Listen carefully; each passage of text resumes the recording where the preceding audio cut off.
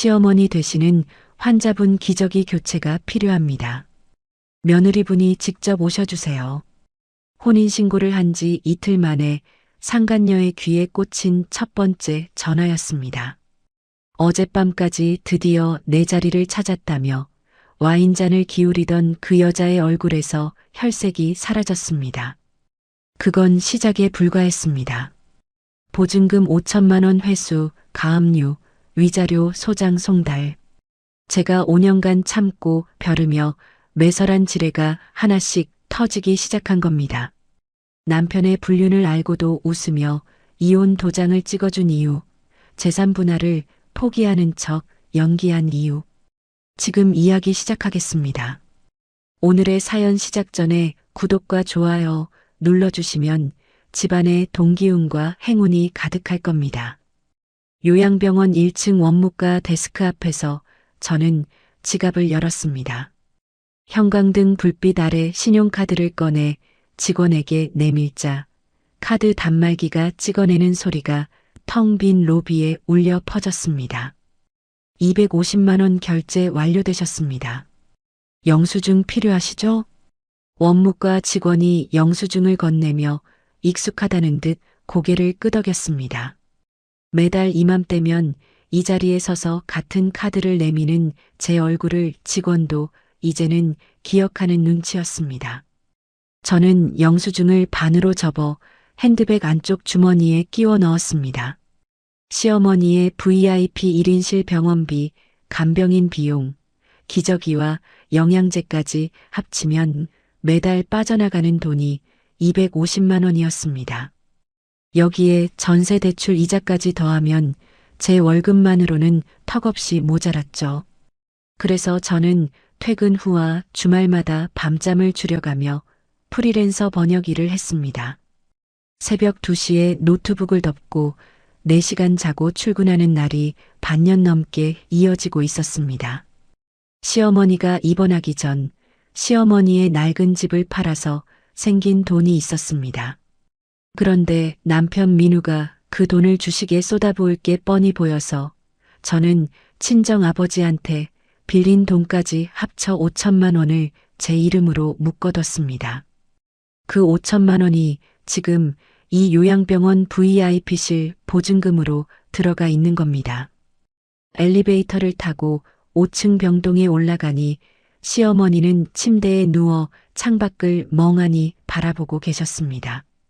저는 침대 옆 탁자에 과일을 올려놓고 시어머니의 이불을 여미며 입을 열었습니다. 어머니, 지수예요. 오늘 날씨가 좋아서 그런지 얼굴색이 밝으시네요. 시어머니는 고개를 돌려 저를 보았지만 눈동자에 초점이 없었습니다. 간병인 아주머니가 다가와 낮은 목소리로 말했습니다. 오늘은 아침부터 아드님 이름을 자꾸 부르시더라고요. 민우야, 민우야 하시면서요. 아, 그러셨어요. 저는 시어머니의 마른 손을 잡아드렸습니다. 시어머니가 그토록 부르는 아들 민우는 이 병원 근처에 발길조차 끊은 지 6개월이 넘었습니다. 세후 월급 350만 원을 받으면서 할부로 뽑은 그랜저 유지비와 본인 용돈으로 다 쓰고 병원비는 1원도 보탠 적이 없었습니다. 병원을 나와 집으로 돌아오는 길 저는 세차장에 맡겨둔 민우의 그랜저를 찾으러 들렀습니다. 민우가 아침에 카톡으로 퇴근길에 차 좀 빼달라고 했거든요. 세차가 끝난 차에 올라타 시동을 걸려는데 조수석 앞수납칸 뚜껑이 반쯤 열려 있었습니다. 손을 뻗어 닫으려다가 안에 구겨 넣은 종이 뭉치가 눈에 들어왔습니다. 저는 종이를 하나씩 펴보았습니다. 회사 근처 비즈니스 호텔 결제 영수증이 3장, 외곽에 있는 골프장 영수증이 2장이었습니다. 날짜를 보니 전부 토요일이었습니다. 민우가 저한테 회사 주말 출근이라고 했던 바로 그 토요일들이었습니다. 손가락 끝이 차가워지는 느낌이 들었습니다. 저는 영수증을 사진으로 찍어 제 메일로 보낸 뒤 원래 있던 자리에 그대로 구겨 넣었습니다. 집에 도착하자마자 저는 민우의 차량 블랙박스 메모리 카드를 빼서 노트북에 꽂았습니다. 삭제된 파일을 복구하는 무료 프로그램을 돌리자 지난 3개월치 영상이 하나둘 살아났습니다. 화면 속에서 민우의 옆자리에는 젊은 여자가 앉아 있었습니다. 짧은 단발머리에 진한 립스틱을 바른 여자, 민우가 그 여자를 아영아라고 불렀습니다. 민우와 같은 회사 격리부서에 다니는 최아영이었습니다. 두 사람은 매주 토요일마다 이 차를 타고 호텔로, 골프장으로 다녔던 겁니다. 저는 이어폰을 꽂고 영상의 소리를 높였습니다. 아, 오빠. 이번 달에도 병원비 냈대? 그 돈이면 우리 제주도 갔다 오겠다. 아영이 민우의 팔을 잡고 늘어지며 말했습니다. 어차피 지수가 다 내. 그 인간은 돈 벌어오는 호구지 뭐. 민우가 핸들을 한 손으로 잡고 킥킥 웃으며 대답했습니다. 진짜 고마운 호구네. 오빠 차 할부금도 저 언니가 내는 거잖아. 아영이 민우의 볼에 입술을 갖다 대며 깔깔거렸습니다. 저는 이어폰을 뺐습니다. 심장이 뛰는 게 아니라 조여드는 것 같았습니다. 손톱이 손바닥에 박힐 만큼 주먹을 쥐었다가 천천히 손가락을 폈습니다. 다음 날 점심시간, 저는 인터넷으로 찾은 흥신소에 전화를 걸었습니다. 두 사람이 만나는 장소와 시간대를 알려주시면 사진과 영상으로 확실하게 잡아드립니다. 흥신소 직원이 사무적인 말투로 말했습니다. 저는 민우와 아영의 인적사항과 주말 동선을 정리해서 메일로 보냈습니다. 그날 저녁 현관문이 열리며 민우가 들어왔습니다. 샤워도 하지 않은 채 소파에 드러눕더니 저를 향해 입을 열었습니다. 야, 엄마 기저귀 뭘로 바꾼 거야? 간병인 아줌마가 너무 싸구려라고 카톡 보냈잖아. 그 기저귀가 한 팩에 3만 원짜리야. 어디가 싸구려야? 저는 싱크대에서 설거지를 하던 손을 멈추지 않고 대답했습니다. 3만 원짜리를 쓰니까 어머니 피부에 뭐가 난 거 아니야? 좀 비싸더라도 제대로 된 걸 사. 효도를 하려면 확실하게 해야지. 민우가 소파 쿠션을 베고 누운 채 천장을 보며 말했습니다. 제 돈으로 기저귀를 사면서 효도를 확실하게 하라는 소리가 저 입에서 나오는 겁니다. 저는 고무장갑을 벗고 젖은 손을 앞치마에 닦았습니다. 그리고 침실로 들어가 서랍 맨 아래 칸을 열었습니다. 블랙박스 영상을 저장한 USB와 영수증 사진을 인쇄한 종이 뭉치를 수건 밑에 깊이 밀어 넣었습니다. 서랍을 닫으며 저는 속으로 되뇌었습니다. 지금 화를 내면 안 됩니다. 저 인간이 가장 비참하게 무너지는 모습을 보려면 지금은 아무것도 모르는 호구로 남아 있어야 합니다. 거실에서 민우가 TV 채널을 돌리는 소리가 들려왔습니다. 저는 서랍 위에 두 손을 올려놓고 눈을 감았습니다. 불륜 증거를 모으기 시작한 지 한 달이 지났습니다. 흥신소에서 보내온 사진 파일은 벌써 30장이 넘었고 모텔 출입 장면이 찍힌 영상도 확보한 상태였습니다. 저는 그 자료들을 외장하드에 백업해서 회사 사물함에 따로 보관해뒀습니다. 어느 수요일 저녁 민우가 퇴근하자마자 식탁 의자에 턱 걸터 앉으며 입을 열었습니다. 지수야, 나 할 말이 있어. 저는 냉장고에서 반찬통을 꺼내다 말고 민우를 바라봤습니다. 민우는 넥타이를 풀며 눈도 마주치지 않은 채 말을 이었습니다. 우리 이혼하자. 뭐라고? 솔직히 말할게. 너는 맨날 돈 벌고 엄마 병원 챙기느라 바쁘잖아. 여자로서 매력이 없어진 지 오래야. 나도 사람인데 집에 오면 피곤해 절은 아줌마만 있으니까 숨이 막혀. 민우가 식탁 위에 팔꿈치를 괴며 한숨을 내쉬었습니다. 마치 오래 참아온 사람처럼 피해자인 것처럼 말하는 그 얼굴을 저는 가만히 들여다봤습니다. 내가 매력이 없어졌다고? 기분 나쁘라고 하는 말이 아니야. 서로한테 솔직해지자는 거지. 사랑 없는 결혼 생활을 억지로 끌고 가봐야 둘 다 불행해. 민우가 고개를 절레절레 흔들며 말했습니다. 저는 반찬통을 식탁 위에 내려놓고 의자를 빼서 앉았습니다. 속에서 불길이 치밀어 올랐지만 이를 꽉 물고 삼켰습니다. 알았어. 생각 좀 해볼게. 제가 담담하게 대답하자 민우는 오히려 당황한 듯 눈을 깜빡였습니다. 울거나 소리를 지를 줄 알았던 모양이었습니다. 며칠 뒤 토요일 오후 모르는 번호로 전화가 한 통 왔습니다. 서지수 씨 맞으시죠? 저 최아영이에요. 잠깐 만나서 얘기할 수 있을까요? 차분하지만 어딘가 들떠있는 목소리였습니다. 저는 약속 장소로 나갔습니다. 강남역 근처 카페 2층 구석 자리에 아영이 먼저 와서 앉아 있었습니다. 짧은 단발머리에 풀 메이크업을 한 얼굴, 하얀 블라우스 위로 목걸이가 반짝였습니다. 앉으세요. 아영이 맞은편 의자를 손으로 가리키며 말했습니다. 저는 아무 말 없이 자리에 앉았습니다. 아영이 아이스 아메리카노를 한 모금 빨고 나서 입을 열었습니다. 단도직입적으로 말할게요. 민우 오빠한테 이혼해주세요. 그걸 왜 당신 입으로 말하는 건데요? 사랑도 없이 껍데기만 남은 부부 생활 붙들고 있는 거 서로한테 구질구질한 거잖아요. 지수 씨도 알잖아요. 민우 오빠 마음이 이미 떠났다는 거. 아영이 테이블 위에 손을 올려놓으며 느긋하게 말했습니다. 그 순간 아영의 왼쪽 손목에서 금빛 팔찌가 눈에 들어왔습니다. 저는 그 팔찌를 알아봤습니다. 민우한테 생활비로 쓰라고 쥐어준 카드 명세서에 찍혀있던 300만 원짜리 명품 팔찌. 바로 그것이었습니다. 그 팔찌 예쁘네요. 제가 아영의 손목을 가리키며 말하자 아영은 팔찌를 살짝 만지며 입꼬리를 올렸습니다. 민우 오빠가 사줬어요. 오빠가 원래 이런 거 잘 골라요. 내 돈으로 산 팔찌를 제 앞에서 자랑하는 이 여자의 손목을 저는 눈을 떼지 않고 바라봤습니다. 테이블 밑에서 제 무릎 위에 올린 두 손이 부들부들 떨렸습니다. 하지만 저는 웃었습니다. 생각해 볼게요. 카페를 나와 주차장까지 걸어가는 동안 저는 한 번도 뒤를 돌아보지 않았습니다.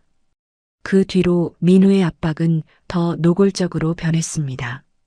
매달 생활비 통장에 들어오던 월급 이체를 일방적으로 끊어버렸고 아파트 관리비와 전기요금 고지서가 전부 제 앞으로 쌓이기 시작했습니다. 설상가상으로 요양병원에서 연락이 왔습니다. 서지수 보호자님, 어머님 상태가 많이 안 좋아지셨어요. 1인실로 옮기셔야 하는데 그렇게 되면 월 비용이 400만 원 정도 나옵니다. 수간호사의 말에 저는 전화기를 잡은 손에 힘을 주었습니다. 400만 원이라는 숫자가 머릿속에서 뱅뱅 돌았습니다. 저는 민우에게 전화를 걸었습니다. 어머니 상태가 나빠져서 병실을 옮겨야 해.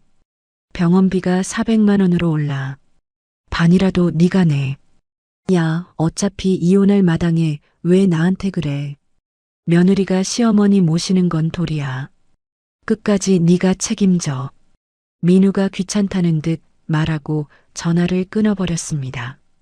같은 주 일요일 아침 시고모에게서 전화가 왔습니다. 야, 지수야. 남편 기를 죽이고 구박하니까 바깥으로 돌지. 쓸데없는 소리 말고 시어머니 병수발이나 똑바로 해. 시고모가 쉴 새 없이 쏘아붙이며 일방적으로 말을 퍼부었습니다. 저는 전화기를 귀에서 떼고 잠시 눈을 감았다가 조용히 통화 종료 버튼을 눌렀습니다. 그날 밤 저는 노트북을 펴고 인스타그램에 접속했습니다. 아영의 계정에 새 게시물이 올라와 있었습니다. 고급 오마카세 가게에서 민우와 나란히 앉아 초밥을 집는 사진이었습니다. 사진 밑에 드디어 내 자리를 찾았다라는 글이 적혀 있었습니다.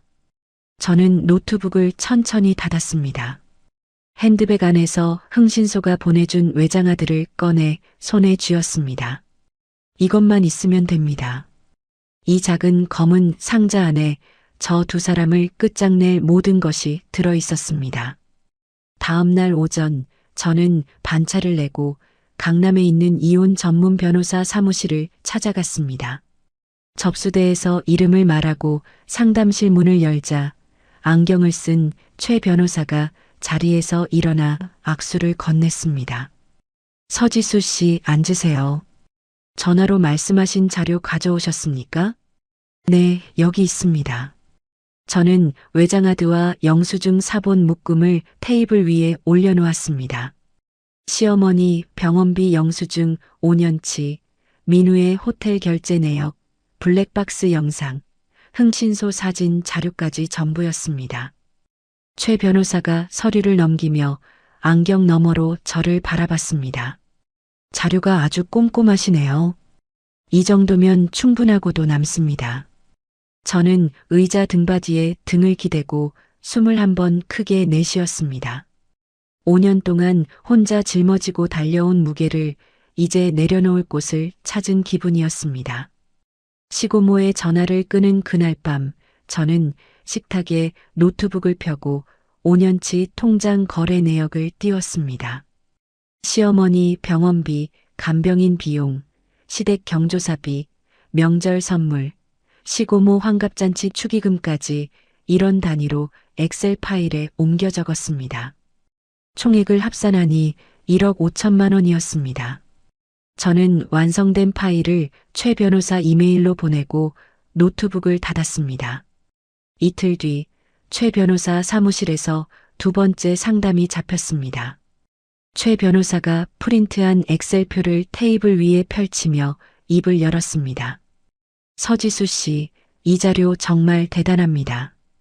5년간 1억 5천만 원을 혼자 부담한 내역이 전부 은행 기록으로 남아있으니까요. 감사합니다.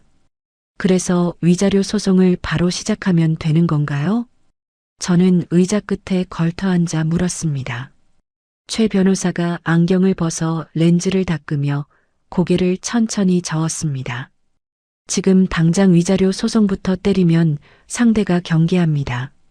제 생각에는 다른 방법이 있어요. 다른 방법이요? 일단 재산 분할 포기하는 척하고 쿨하게 협의 이혼을 해주세요. 전세 보증금 2억을 남편 이름으로 그대로 두는 겁니다. 최 변호사가 볼펜으로 종이 위에 동그라미를 그리며 말했습니다. 그걸 왜 그냥 두는 건데요? 남편 쪽에서 자기가 다 차지했다고 방심하게 만드는 겁니다. 이혼이 확정된 뒤에 재산분할 청구 소송을 걸고 동시에 전세금을 꽁꽁 묶어버리는 거죠. 거기에 상간녀 위자료 소송까지 한꺼번에 터뜨리면 빠져나갈 구멍이 없습니다. 최 변호사가 볼펜 뚜껑을 딸깍 닫으며 저를 똑바로 바라봤습니다. 그리고 서지수 씨 이름으로 묶여있는 요양병원 보증금 5천만 원. 이건 이혼 확정 전에 조용히 빼두셔야 합니다. 병원비 청구 명의도 아들인 남편 앞으로 바꿔놓고요. 저는 무릎 위에 올려놓은 두 손을 천천히 쥐었다 폈습니다. 이 변호사가 그리는 그림이 머릿속에서 또렷하게 완성되고 있었습니다. 알겠습니다. 그대로 하겠습니다. 그날 저녁 저는 집에 돌아와 소파에서 휴대폰을 만지작거리고 있는 민우에게 먼저 말을 꺼냈습니다. 민우야. 뭐? 민우가 화면에서 눈을 떼지 않은 채 대답했습니다. 이혼하자. 재산 분할 같은 거 복잡하게 따지기 싫으니까 서류만 빨리 정리하자. 민우가 그제야 고개를 들어 저를 봤습니다. 눈이 동그래지더니 입꼬리가 슬쩍 올라갔습니다. 진짜? 재산 분할 안 하겠다고? 응. 나도 질질 끌기 싫어.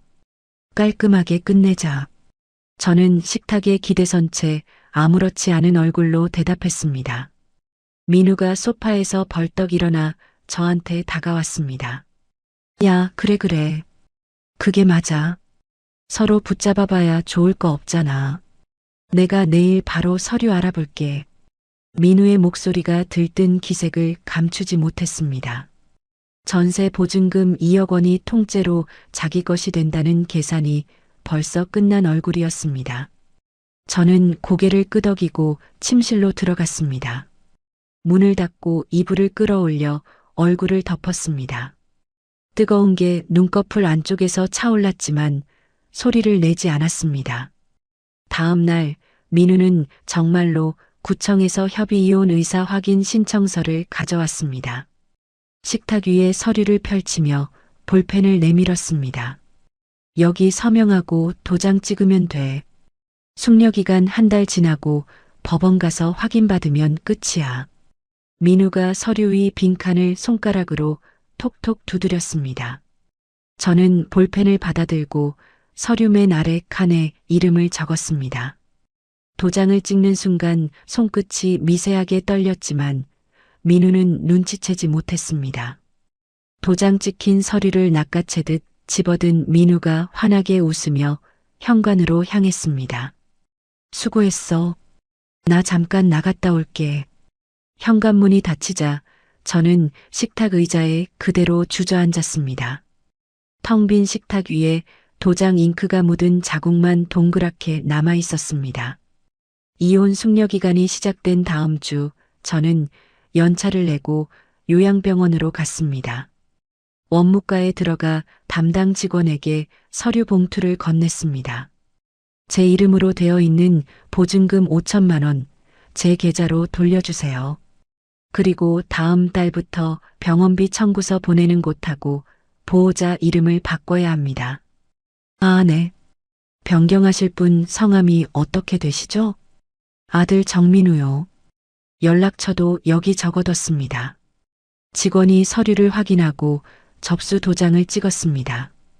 저는 며칠 뒤 제 통장에 5천만 원이 입금된 것을 확인하고 나서야 가슴을 쓸어내렸습니다.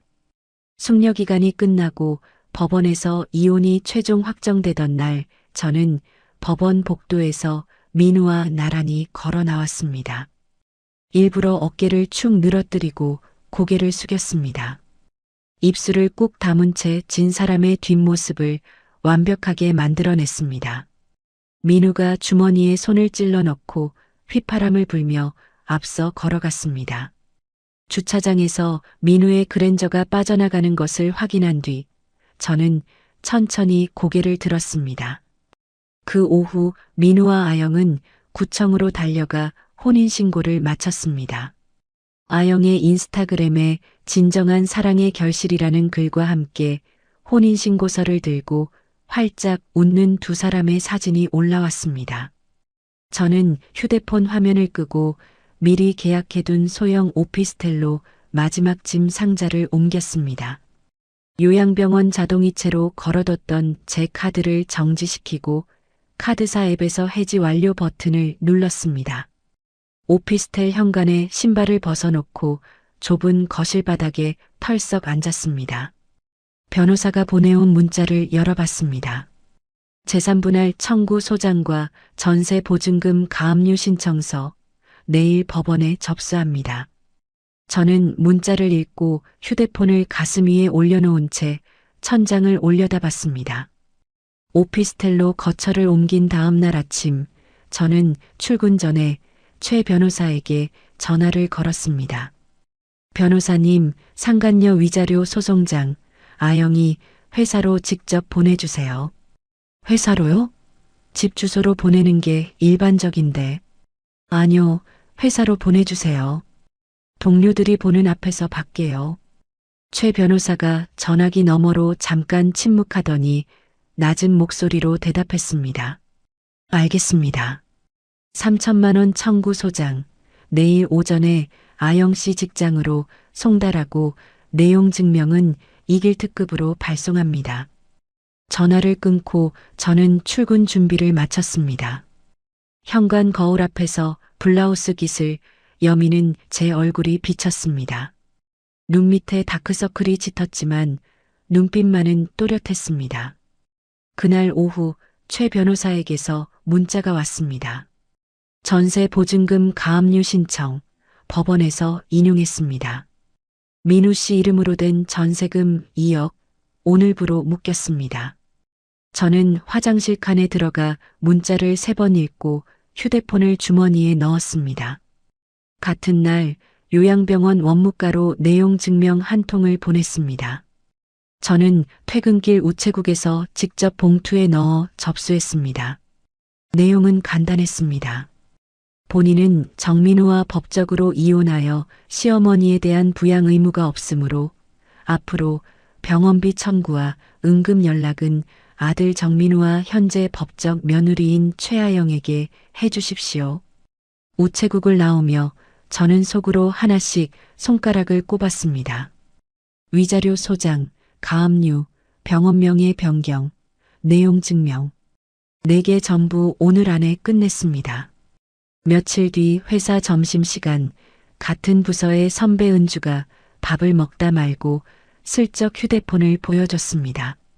지수야, 너 전 남편 회사 사람들이랑 내가 동호회가 갔거든. 이거 봐봐. 은주가 보여준 건 아영의 인스타그램이었습니다. 이번 주말에 신혼집들이를 한다는 예고글이 올라와 있었습니다. 사진 속 아영은 와인잔을 들고 넓은 거실에서 포즈를 취하고 있었고 글에는 사랑하는 사람들을 초대합니다라고 적혀 있었습니다. 직장 동료들 대거 부른다던데. 대단하다 진짜. 은주가 혀를 차며 말했습니다. 저는 휴대폰 화면을 보며 숟가락을 내려놓았습니다. 잘 됐네. 뭐가 잘 돼? 내 속이 뒤집어지지 않아? 아니, 진짜 잘 된 거야. 저는 국을 한 모금 떠먹으며 대답했습니다. 은주가 고개를 갸우뚱했지만 더 묻지는 않았습니다. 퇴근 후 오피스텔에 돌아온 저는 그동안 정리해둔 자료를 테이블 위에 펼쳤습니다. 5년간 제가 낸 병원비 이체 내역 1억 5천만 원어치를 날짜별로 정리한 표, 민우가 아영과 호텔에서 쓴 카드 결제 내역, 블랙박스 영상 캡처 사진들을 한 파일로 묶었습니다. 누가 봐도 한눈에 알아볼 수 있도록 깔끔하게 요약본을 만들었습니다. 그리고 한 가지 더 남은 일이 있었습니다.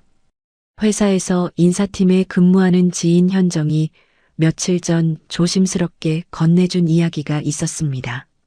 지수야, 이건 나도 말하기 좀 그런데. 민우 씨가 회사 법인카드로 개인 비용을 결제한 거니 몇 개 있어. 호텔이랑 식당인데 전부 접대비로 허위 청구했더라고. 현정이 점심시간에 회사 뒷골목 벤치에서 목소리를 낮추며 말했습니다. 그거 자료 뽑을 수 있어? 결제 내역이랑 청구 보고서 사본. 내가 복사해뒀어. 아무한테도 말 안 할 테니까 걱정 마. 현정이 가방에서 갈색 봉투를 꺼내 제 무릎 위에 올려놓았습니다. 저는 봉투를 받아 핸드백 안에 넣으며 현정의 손을 꽉 잡았습니다. 고마워, 현정아. 진짜 고마워. 오피스텔로 돌아와 봉투를 열어보니 법인카드 결제 내역서 7장과 민우가 작성한 허위 접대비 보고서 사본이 들어 있었습니다. 호텔 결제일과 아영과의 데이트 날짜가 정확히 일치했습니다. 저는 그 서류들을 전부 스캔해서 외장하드에 저장했습니다. 이제 남은 건 타이밍이었습니다. 저는 회수해온 요양병원 보증금 5천만 원을 은행 앱을 열어 고금리 예금 계좌로 옮겼습니다.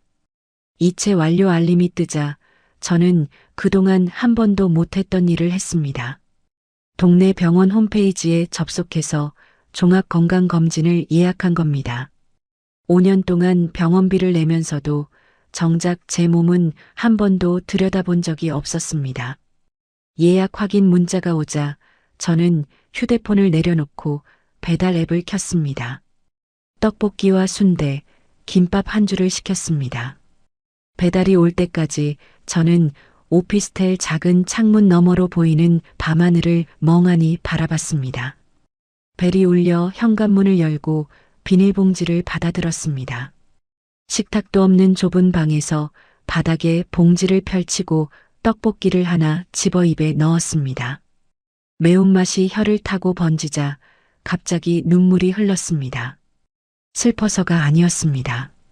5년 만에 처음으로 누구의 눈치도 보지 않고 먹고 싶은 걸 시켜 먹는 밤이었습니다.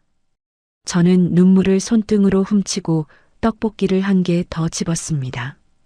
휴대폰 달력을 열어 이번 주 토요일 아영의 집들이 날짜에 빨간 점을 찍었습니다. 그 집들이가 끝나는 다음 날 아침 모든 게 시작될 겁니다. 토요일 밤 저는 오피스텔 침대에 누워 휴대폰을 들여다봤습니다. 아영의 인스타그램에 집들이 파티 사진이 실시간으로 올라오고 있었습니다. 와인잔이 부딪히는 건배 사진, 테이블 가득 차린 케이터링 음식, 민우와 아영이 커플 앞치마를 두르고 웃는 사진까지. 저는 사진 하나하나를 천천히 넘기며 시간을 확인했습니다. 밤 11시 파티는 한창이었습니다. 저는 휴대폰을 내려놓고 이불을 턱까지 끌어올렸습니다. 알람을 맞출 필요도 없었습니다. 내일 아침 요양병원 업무가 시작되는 9시면 모든 게 돌아가기 시작할 테니까요. 저는 눈을 감았습니다. 오랜만에 깊고 편안한 잠이 밀려왔습니다. 일요일 아침 8시 제 예상대로 일은 터졌습니다. 그 시각 민우의 신혼집에서는 이런 일이 벌어지고 있었을 겁니다. 거실 바닥에 빈 와인병과 종이 접시가 널브러져 있고 민우는 소파에서 구겨진 채 코를 골고 있었겠죠. 휴대폰이 울리기 시작했을 때 민우는 머리를 짓누르는 숙취 때문에 눈도 제대로 뜨지 못했을 겁니다. 병동수 간호사의 목소리는 다급하고 날카로웠을 겁니다. 정민우 보호자님 맞으시죠? 어머님이 새벽부터 난동을 피우고 계세요. 병실 물건을 집어던지고 다른 환자분들까지 위험한 상황입니다. 지금 당장 법적 며느리분이 오셔서 직접 수습하셔야 합니다.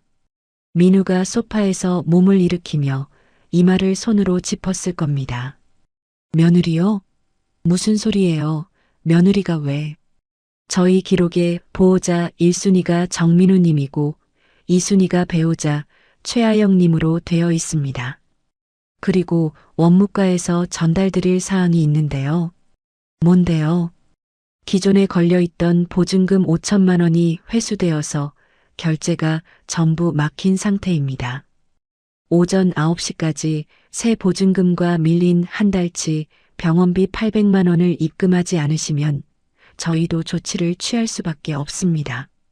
민우의 손에서 휴대폰이 미끄러질 뻔했을 겁니다. 800만 원이라는 숫자가 숙취로 멍한 머릿속을 강타했겠죠. 민우가 허겁지겁 은행 앱을 열었을 겁니다. 통장 잔액은 어젯밤 집들이 케이터링과 와인값으로 바닥이 났고 마이너스 통장을 눌러봐도 대출 한도가 0원으로 찍혀 있었을 겁니다. 법원에서 전세 보증금에 걸어놓은 가압류 때문에 모든 신용 한도가 막혀버린 겁니다. 민우는 이불을 걷어차고 거실을 뛰어다니며 제 번호를 눌렀을 겁니다. 저는 오피스텔 부엌에서 토스트를 굽고 있었습니다. 휴대폰이 울렸고 화면에 정민우라는 이름이 떴습니다. 저는 토스트를 접시에 올려놓고 통화 버튼을 눌렀습니다. 야, 지수야. 병원에서 전화 왔는데 보증금이 없어졌다고. 800만 원을 당장 내라는데 이 큰 돈을 어떻게 구해. 엄마가 병실에서 난리를 치는데 나도 못 알아보고. 이걸 어쩌냐고. 민우가 목이 찢어지도록 소리를 질렀습니다. 수화기 너머로 숨이 헐떡거리는 소리가 들렸습니다. 저는 토스트에 딸기잼을 바르며 천천히 입을 열었습니다. 민우야, 나 이제 남남이잖아. 네가 맨날 입에 달고 살던 가족의 돌이 있잖아. 이제 내 진정한 사랑, 아영 씨랑 같이 다 하면 되지. 뭐? 지금 그게 말이야? 엄마가 사람을 못 알아보고 물건을 던지고 있다니까. 그래서 더 빨리 가봐야지. 보호자가 너잖아. 저는 그 한마디를 남기고 휴대폰의 통화 녹음 저장 버튼을 누른 뒤 전화를 끊었습니다. 토스트를 한 입 베어 물고 씹는데 바삭한 소리가 입안에서 크게 울렸습니다. 그 시각 민우의 신혼집 안방에서는 아영이 이불 속에서 몸을 뒤척이고 있었겠죠. 요양병원 원무과에서 아영의 번호로도 전화가 갔을 겁니다. 최아영 보호자님, 시어머니 되시는 환자분이 지금 병동에서 심하게 흥분하고 계십니다. 며느리분이 직접 오셔서 진정시켜 주셔야 합니다.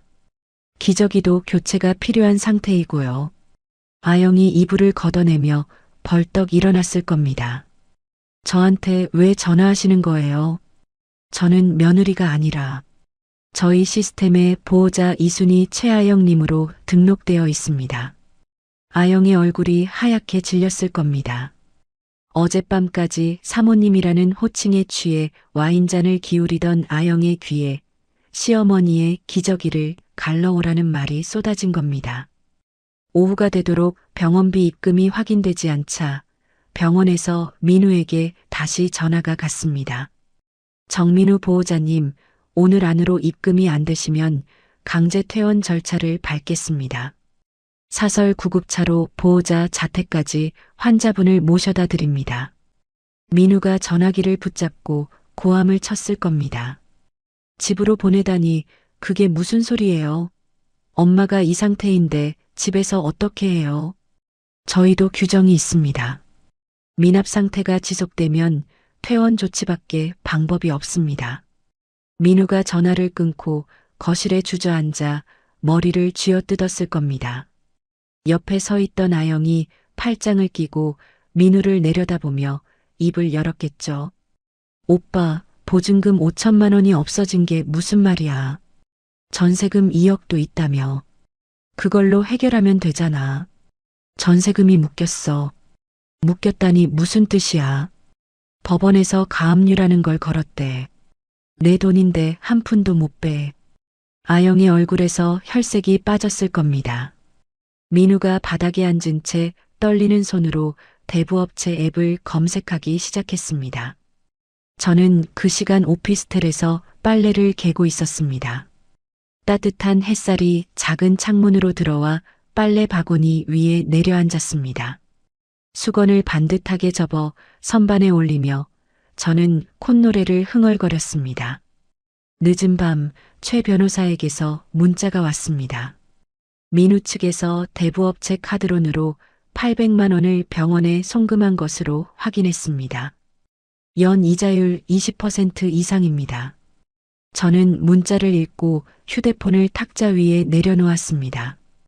800만 원을 빚내서 겨우 이번 달을 막았지만 다음 달에도 400만 원이 청구되고 그 다음 달에도 계속 청구될 겁니다.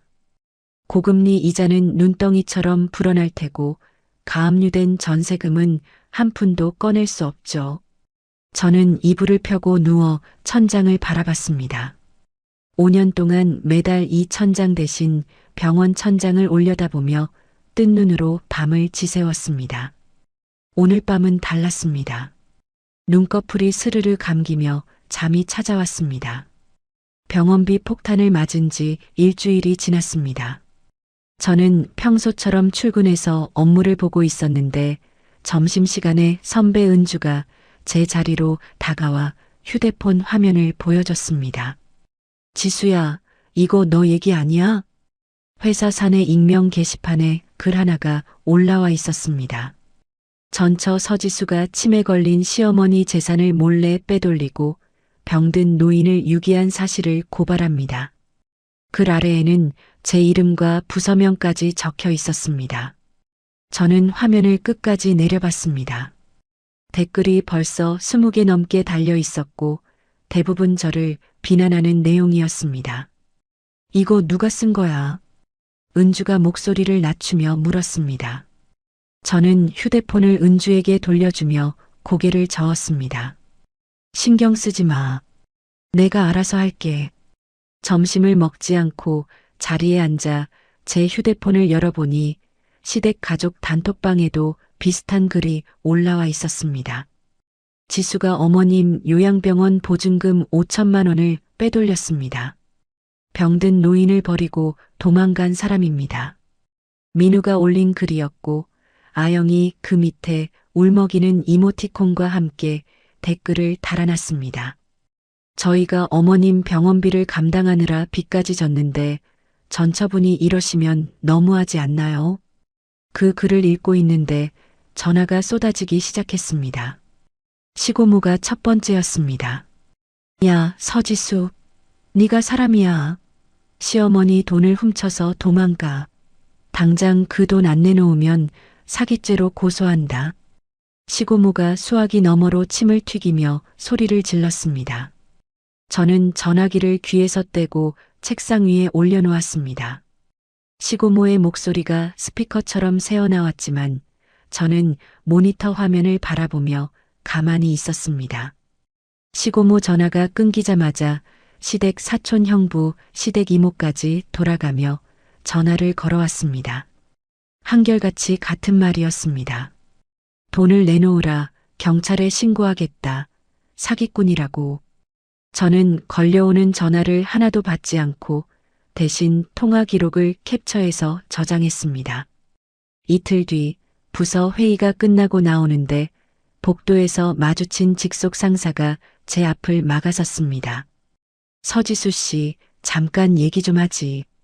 상사가 빈 회의실 문을 열고 들어가며 손짓했습니다.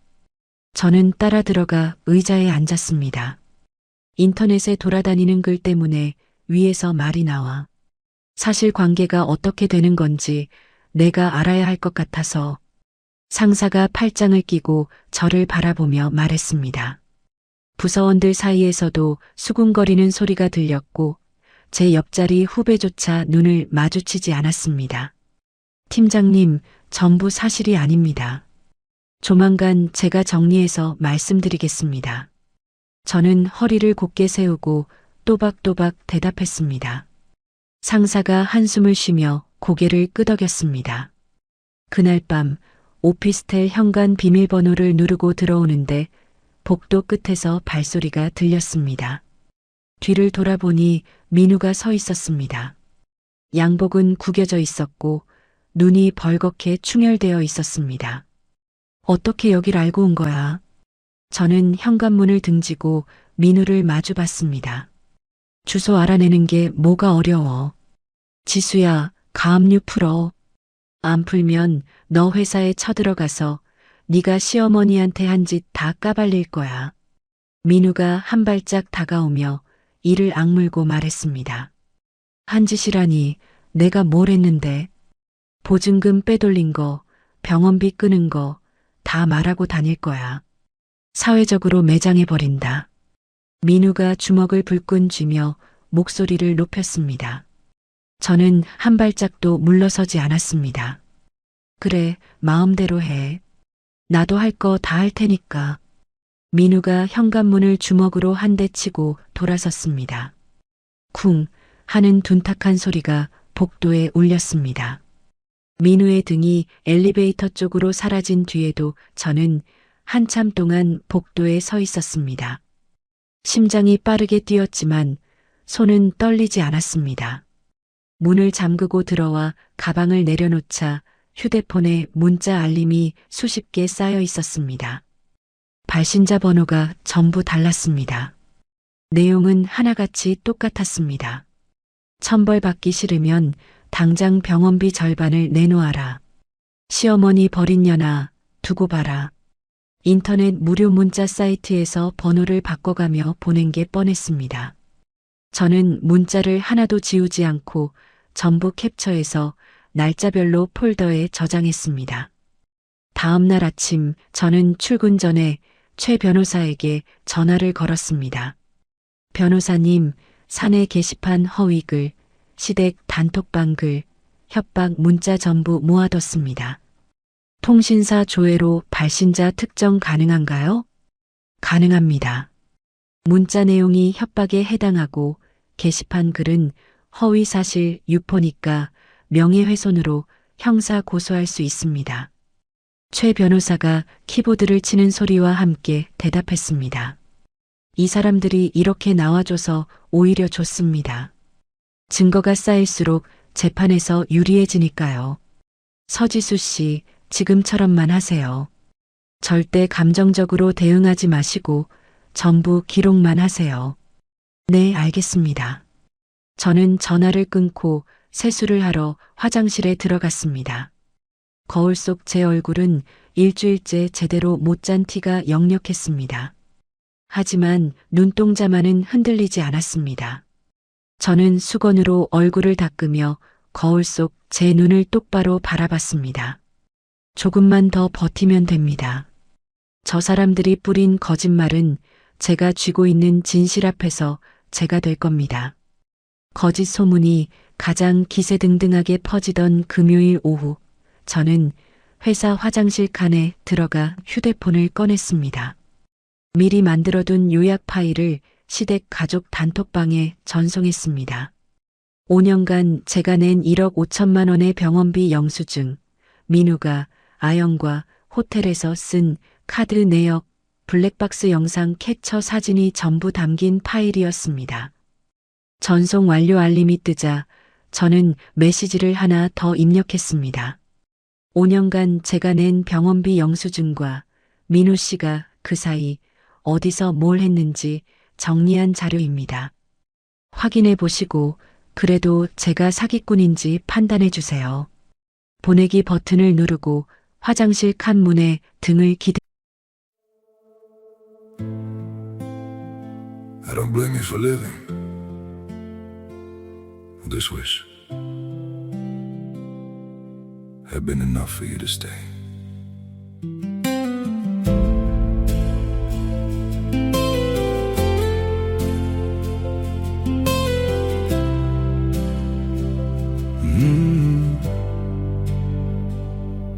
I saw it coming in the way you changed, in the silence between your words. Every I'm fine felt heavier than truth, like something breaking unheard.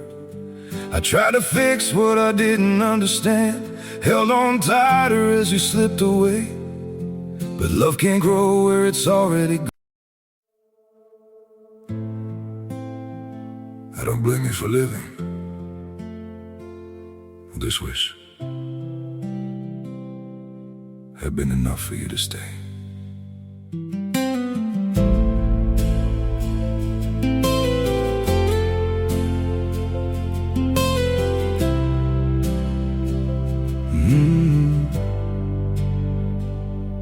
I saw it coming in the way you changed, in the silence between your words.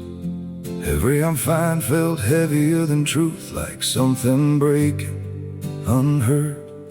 I tried to fix what I didn't understand, held on tighter as you slipped away. But love can't grow where it's already gone. I don't blame you for living this wish had been enough for you to stay.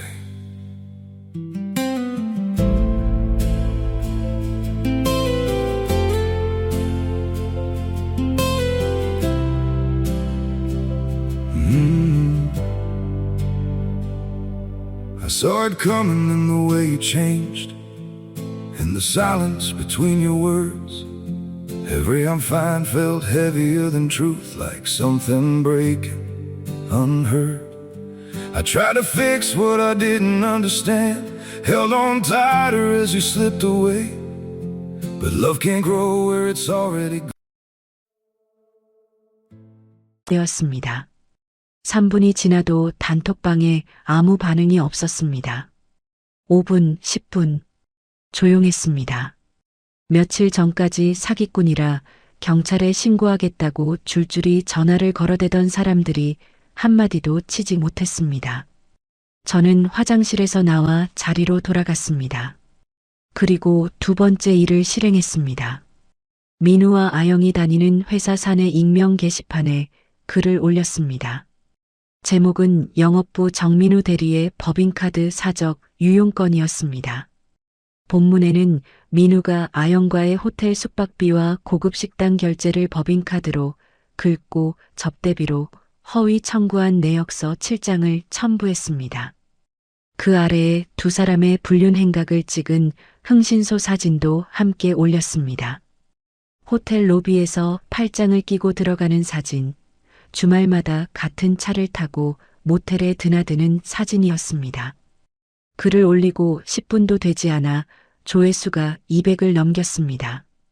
현정이 보내온 문자가 떴습니다. 지수야, 지금 민우 씨 회사 완전 뒤집어졌어.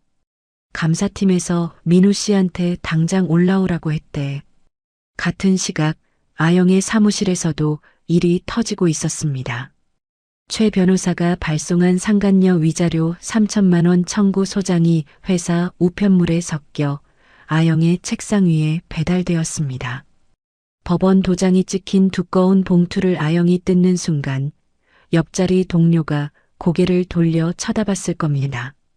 아영의 손끝이 떨리며 서류를 넘기는 소리가 사무실 정적 속에서 바스락거렸겠죠.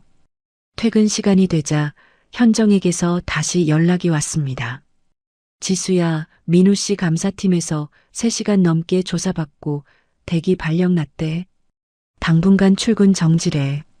아영이는 소장 받고 화장실에서 1시간 넘게 안 나왔다더라. 나온 다음에 얼굴이 종이장 같았대. 저는 전화를 끊고 퇴근 준비를 했습니다. 가방에 짐을 넣는 손이 평소와 다름없이 차분했습니다. 오피스텔에 돌아와 현관문을 잠그고 소파에 앉았을 때 최 변호사에게서 전화가 왔습니다. 서지수 씨, 법원에서 재산분할 청구 소송 안내장이 오늘 민우 씨 주소로 발송됐습니다. 아영 씨 앞으로도 위자료 소장이 정식 송달 완료됐고요. 네, 확인했습니다. 상대 쪽에서 조만간 연락이 올 겁니다. 어떤 연락이 와도 직접 대응하지 마시고 저한테 돌려주세요. 저는 알겠다고 대답하고 전화를 끊었습니다. 그날 밤 11시쯤이었습니다. 휴대폰에 모르는 번호로 전화가 왔습니다.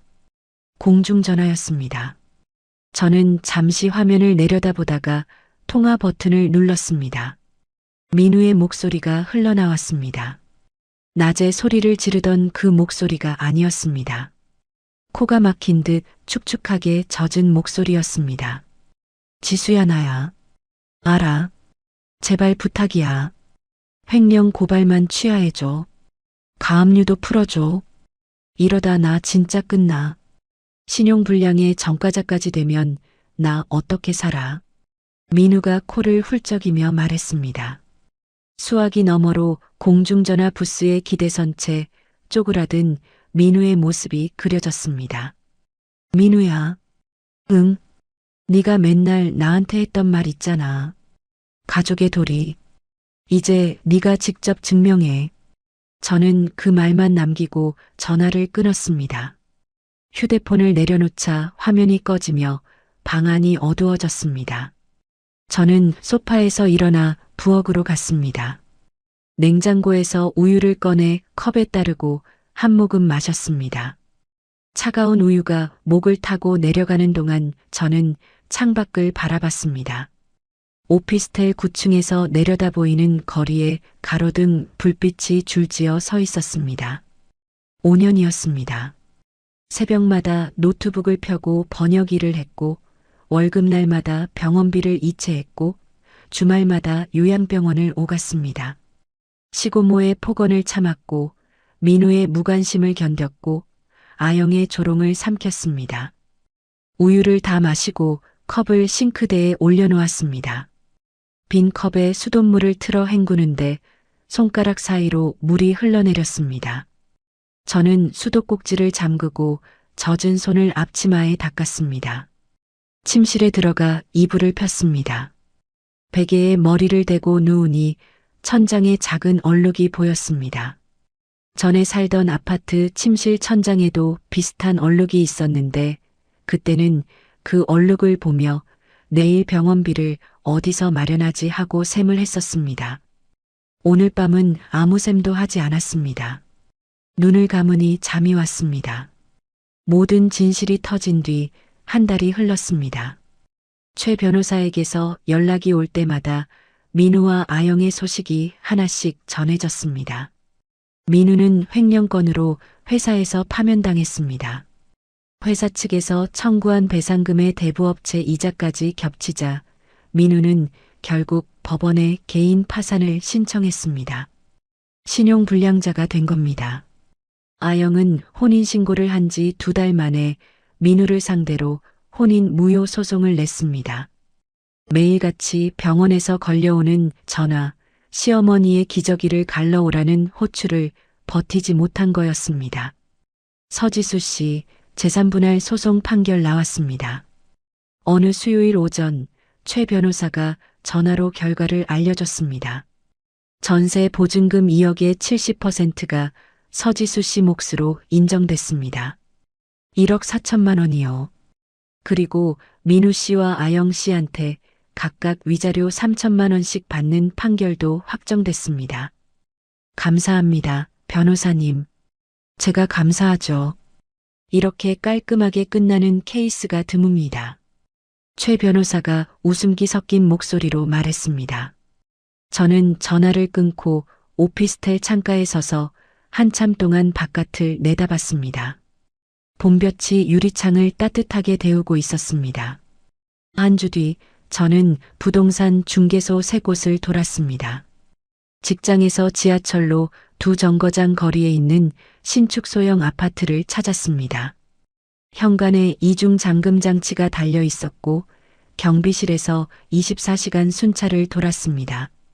남양 거실에 햇빛이 가득 들어오는 걸 확인하고 그 자리에서 계약서에 도장을 찍었습니다. 오롯이 제 이름으로 된 첫 번째 집이었습니다. 이삿짐 정리를 마친 날 저녁 선배 은주와 현정이 집들이를 하겠다며 치킨과 맥주를 들고 찾아왔습니다. 야, 여기 좋다. 해 잘 들고 깨끗하고. 은주가 거실을 둘러보며 감탄했습니다. 지수야, 고생 많았다. 진짜. 현정이 맥주캔을 따서 제 손에 쥐어주며 말했습니다. 저는 맥주캔을 받아들고 2 사람의 얼굴을 번갈아 봤습니다. 고맙다는 말이 목구멍까지 올라왔지만 입을 열면 울음이 터질 것 같아서 맥주를 한 모금 크게 삼켰습니다. 왜 울려고? 은주가 제 얼굴을 들여다보며 웃었습니다. 아니, 맥주가 써서. 저는 손등으로 입가를 닦으며 웃어 보였습니다. 3 사람이 바닥에 둘러앉아 치킨을 뜯고 맥주를 마시는 사이 바깥이 어두워졌습니다. 은주와 현정이 돌아간 뒤 저는 빈 캔을 치우고 거실불을 껐습니다. 창문 너머로 아파트 단지의 가로등 불빛이 노랗게 켜져 있었습니다. 며칠 뒤 현정이 점심시간에 슬쩍 귀띔해줬습니다. 민우 씨, 퇴직금도 압류당했대. 낮에는 물류센터에서 상하차하고 밤에는 대리운전 뛴대. 저는 젓가락을 들고 국수를 먹다가 잠깐 멈췄습니다. 불쌍하다는 생각은 들지 않았습니다. 그렇다고 통쾌하지도 않았습니다. 그냥 먼 데서 들려오는 남의 이야기 같았습니다. 아영이는 시어머니 병원비 감당 못하고 직장도 그만뒀대. 어느 날 밤에 짐 빼서 사라졌다더라. 아무도 연락이 안 된대. 현정이 국물을 후루룩 마시며 말했습니다. 그렇구나. 저는 국수를 다시 집어 입에 넣었습니다. 더 묻지 않았고 현정도 더 말하지 않았습니다. 그 주 토요일 아침이었습니다. 저는 눈을 떴습니다. 알람 소리가 아니라 창문으로 들어오는 햇빛에 저절로 눈이 떠진 겁니다. 휴대폰을 집어들어 시간을 확인하니 오전 10시 반이었습니다. 5년 만에 처음으로 토요일 오전 10시 반까지 잠을 잔 겁니다. 예전 같으면 이 시간에 요양병원 엘리베이터 안에 서 있었을 겁니다. 손에 과일 봉지를 들고 머릿속으로는 이번 달 병원비를 어떻게 메울지 계산하면서요. 저는 이불 속에서 기지개를 쭉 켰습니다. 아무 데서도 전화가 오지 않았습니다. 병원 수간호사의 다급한 목소리도 시고모의 고함도 민우의 짜증도 없었습니다. 조용한 토요일 아침이었습니다. 침대에서 일어나 부엌으로 가서 커피를 내렸습니다. 머그잔을 들고 거실 창가에 섰습니다. 아파트 단지 놀이터에서 아이들이 뛰어노는 소리가 희미하게 들려왔습니다. 커피를 한 모금 마시고 식탁 위에 놓아둔 여행 가방을 바라봤습니다. 어젯밤에 미리 싸둔 작은 캐리어였습니다. 3박 4일 사포로 온천 여행, 5년 동안 한 번도 가보지 못했던 여행이었습니다. 병원비 때문에 매번 포기했던 그 여행을 드디어 가는 겁니다. 저는 커피잔을 싱크대에 내려놓고 옷을 갈아입었습니다. 현관에서 운동화 끈을 묶고 캐리어 손잡이를 잡았습니다. 문을 열기 전에 잠깐 멈춰 섰습니다. 현관 옆 벽에 붙여놓은 달력이 눈에 들어왔습니다. 이번 달 급여일에 빨간 동그라미가 쳐져 있었습니다. 예전에는 급여일이 오면 그날 바로 병원비를 이체하느라 통장 잔액이 순식간에 쪼그라들었습니다. 이번 달부터는 제 월급이 고스란히 제 통장에 남습니다. 저는 현관문을 열고 밖으로 나섰습니다. 복도 끝 엘리베이터 버튼을 누르고 캐리어를 끌며 한 발짝 들어섰습니다. 엘리베이터 거울에 비친 제 얼굴이 보였습니다. 다크서클은 아직 남아 있었지만 입꼬리가 살짝 올라가 있었습니다. 1층에 내려 아파트 정문을 나서자 4월의 바람이 볼을 스쳤습니다. 캐리어 바퀴가 아스팔트 위를 또르르 굴러가는 소리를 들으며 저는 공항 가는 버스 정류장을 향해 가벼운 걸음을 옮겼습니다. 여러분, 오늘 서지수 씨의 이야기 잘 들으셨죠? 서지수는 5년 동안 새벽잠을 포기하며 투잡을 뛰었습니다. 시어머니 병원비를 내고 전세 대출 이자를 메우고 기저귀 값까지 혼자 감당했습니다. 그 사이 남편은 아내가 피땀 흘려 번 돈으로 상간녀와 호텔을 드나들며 호구라고 비웃었죠. 세상에는 두 종류의 사람이 있는 것 같습니다. 남이 차려준 밥상 위에서 숟가락만 얹는 사람과 묵묵히 밥상을 차리다가 어느 날 조용히 상을 엎는 사람. 서지수는 상을 엎지 않았습니다. 밥상을 통째로 들고 나와버렸습니다. 그리고 남은 사람들이 빈 식탁 앞에서 허둥대는 꼴을 지켜봤을 뿐입니다. 가족의 도리라는 말, 참 듣기 좋은 말이죠. 그런데 그 말은 혼자만 짊어지라고 만들어진 게 아닙니다. 한쪽이 도리를 다하는 동안 다른 쪽이 도리를 팔아먹고 있었다면 그건 가족이 아니라 착취입니다. 서지수가 되찾은 건 돈이 아니었습니다. 토요일 아침 알람 없이 눈을 뜨는 것, 급여일에 내 통장이 온전히 내 것으로 남는 것, 아무도 호출하지 않는 조용한 주말. 누군가에게는 당연한 일상이 이 사람에게는 5년 만에 되찾은 삶이었습니다. 이야기를 끝까지 들어주신 분이 계시다면 잘 들었다고 댓글 하나만 남겨주세요. 오늘도 사연 끝까지 들어주신 시청자 여러분 정말 감사합니다.